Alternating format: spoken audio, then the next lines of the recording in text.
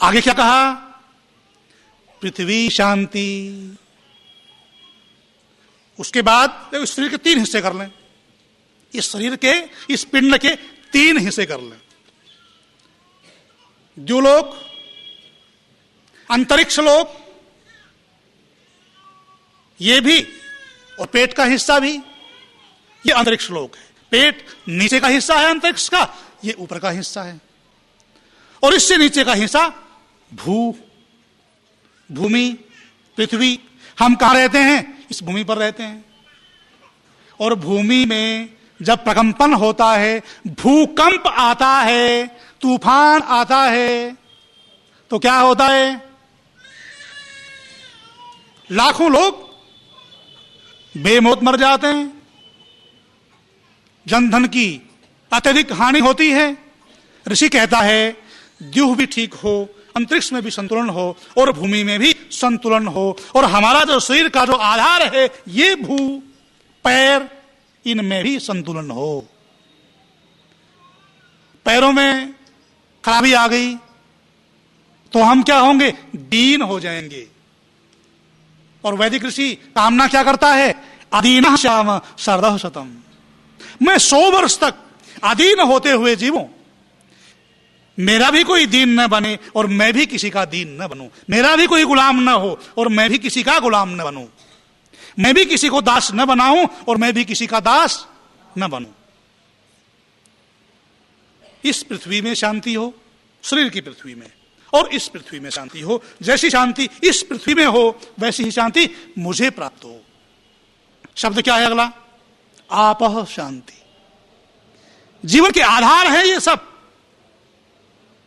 वेदों में केवल ब्रह्म ज्ञान की बातें नहीं कही गई, सारे इस लौकिक जीवन की बातें, कैसे हम जीवन में जीवन का आरंभ कर सकते हैं और कैसे अपने जीवन यात्रा को करते हुए अपने जीवन में जीवन के मुख्य लक्ष्य को प्राप्त कर सकते हैं। लौकिक जीवन की ही बातें इस वेद मंत्र में हैं। और जीवन के लिए मूलभूत आवश्यकता आधार हो गया। मस्तिष्क भी ठीक है, अंतरिक्ष भी ठीक है, श्वास प्रश्वास सब ठीक है, और पैर भी ठीक हैं, ये भूमि, ये पृथ्वी, ये भी ठीक है। अब उसके बाद हमें जो आवश्यकता पड़ेगी वो क्या पड़ेगी? आपः शांति। जल में भी शांति हो, जल में भी समन्वय हो, और वो समन्वय जल में हो, वैसा ही समन्वय मुझे मिले। जल दूषित हो गया तो क्या व्यक्ति जीवित रह पाएगा? क्या संसार के प्राणी जल दूषित होने के बाद जीवित रह सकते हैं? इसलिए वैदिक ऋषि इसके बाद कामना करता है कि आपः शांति, जल में भी शांति हो, और वो शांति हे प्रभु मुझे भी प्राप्त हो, मुझे भी शांति वाला जल मिले। और क्या?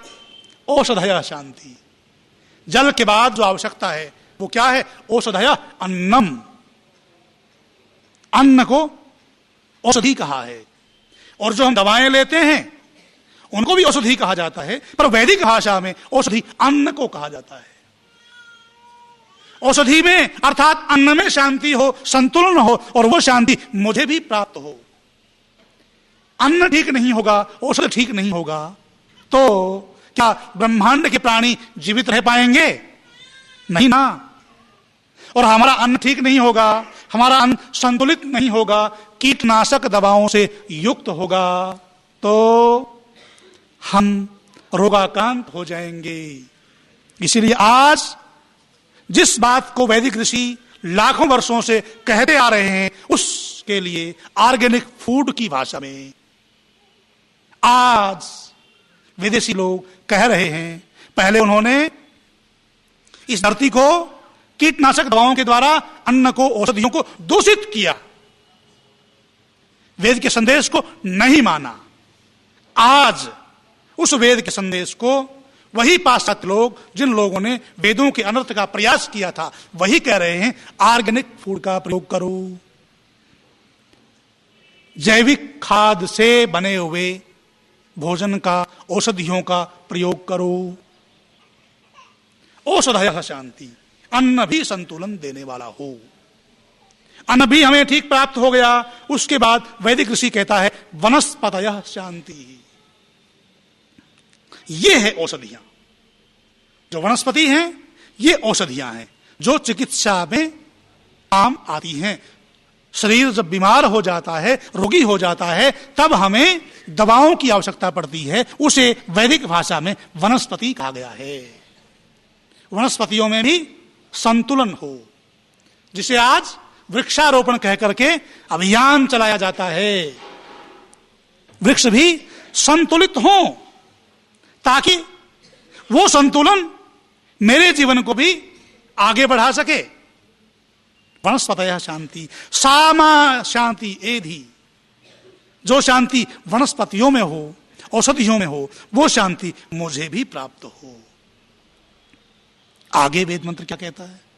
विश्वे देवाः शांति। सारे संसार में, सारे संसार के सब लोगों में शांति हो, समन्वय हो, संतुलन हो, और वो शांति मुझे प्राप्त हो।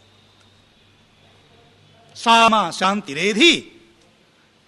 ओम शांति शांति शांति, 3 बार शांति कहा गया। क्यों? जितना भी असंतुलन है दुनिया में, जितने भी दुख हैं दुनिया में, वो सब वैदिक ऋषियों ने 3 श्रेणियों में बांट दिए।